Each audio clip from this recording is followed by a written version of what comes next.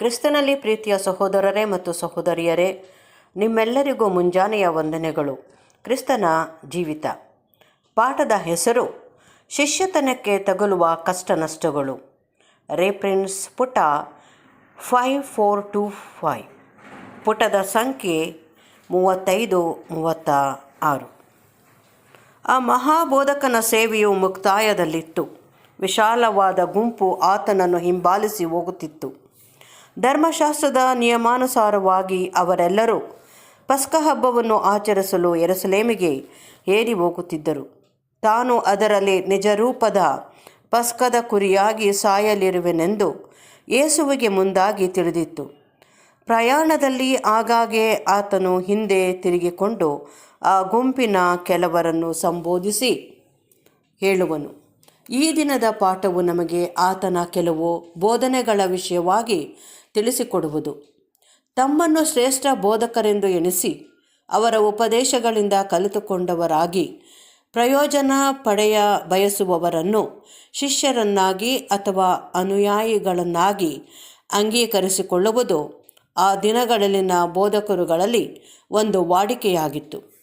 ಆ ದಿನದಲ್ಲಿಯೂ ಕ್ರೈಸ್ತರು ಯೇಸುವಿನ ಶಿಷ್ಯರೆಂದು ಅಥವಾ ಹಿಂಬಾಲಕರೆಂದು ಹೇಳಿಕೊಂಡು ಆತನ ಮಾತುಗಳಿಗೆ ಲಕ್ಷ್ಯ ಕೊಡುವುದಾಗಿಯೂ ಹಾಗೂ ತನ್ನ ನಂಬಿಗಸ್ತರಾದ ಹಿಂಬಾಲಕರಿಗೆ ಆತನು ವಾಗ್ದಾನ ಮಾಡಿರುವ ಆಶೀರ್ವಾದಗಳನ್ನು ಹೊಂದ ಬಯಸುವವರಾಗಿಯೂ ಇರುವೆವೆಂದು ಹೇಳಿಕೊಳ್ಳುವರು. ಶಿಷ್ಯರಾಗುವುದಕ್ಕೆ ಯೇಸುವು ವಿಧಿಸಿರುವ ಷರತ್ತುಗಳು ಆತನಿಗೆ ಬಾಯಂತಿರುವುದಾಗಿ ಹೇಳಿಕೊಳ್ಳುವ ಆತನು ಕೆಲವು ಸೇವಕರುಗಳು ಘೋಷಿಸಿ ಹೇಳುತ್ತಿರುವುದಕ್ಕಿಂತಲೂ ಬಹು ಭಿನ್ನವಾಗಿರುವುದೆಂಬುದನ್ನು ಇಲ್ಲಿ ಗಮನಿಸಲಾಗುವುದು.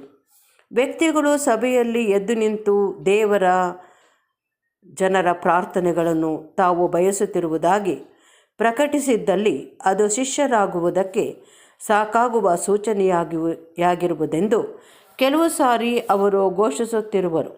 ಅಂಥವರನ್ನು ಪರಿವರ್ತನೆ ಹೊಂದಿದವರೆಂದು ಎಣಿಸಲಾಗುವುದು.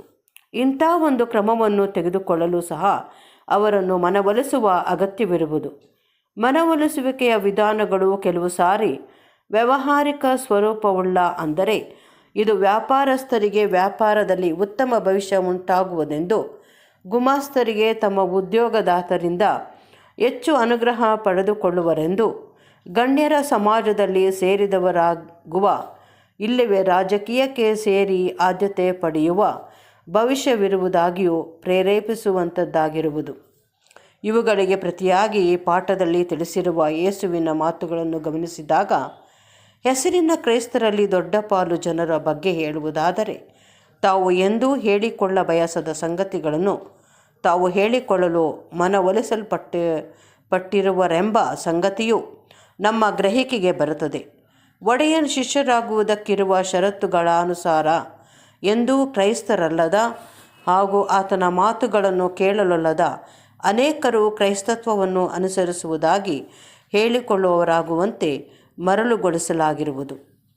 ಯಾವನಾದರೂ ನನ್ನ ಬಳಿಗೆ ಬಂದು ನನ್ನ ತಂದೆ ತಾಯಿ, ಹೆಂಡತಿ, ಮಕ್ಕಳು, ಅಣ್ಣ ತಮ್ಮಂದಿರು, ಅಕ್ಕ ತಂಗಿಯರು ಇವರನ್ನು ತನ್ನ ಪ್ರಾಣವನ್ನು ಸಹ ಹಾಗೆ ಮಾಡದಿದ್ದರೆ ಅವನು ನನ್ನ ಶಿಷ್ಯನಾಗಿರಲಾರನು. ಯಾವನಾದರೂ ತನ್ನ ಶಿಲುಬೆಯನ್ನು ಹೊತ್ತುಕೊಂಡು ನನ್ನ ಹಿಂದೆ ಬರದ ಹೊರತು ಅವನು ನನ್ನ ಶಿಷ್ಯನಾಗಿರಲಾರನು.